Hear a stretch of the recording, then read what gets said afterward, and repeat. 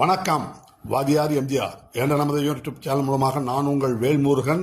வேளாண் பட்ஜெட் மணிக்கணக்கா படிக்கிறாங்க, ஆனா ஒன்னும் ₹1 அதில் பிரயோஜனம் இல்லை என்று விவசாயிகள் புலம்புகின்ற அவல நிலைக்கு ஆளாக்கப்பட்டதுதான் மிச்சம். வேளாண் பட்ஜெட்னு சொல்லிட்டுங்க, ஆரம்பத்தில இருந்து ஒரு 10 நிமிஷத்துக்கு மேல விஜய் பட்ஜெட் மாதிரி போயிட்டு இருந்தது பாருங்க.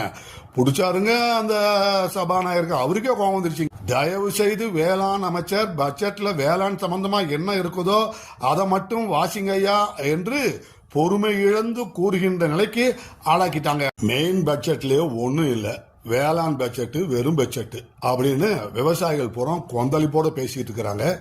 விவசாயிகள் மிக மிக முக்கியமாக எதிர்பார்த்தது இரண்டு விஷயங்கள் தாங்க.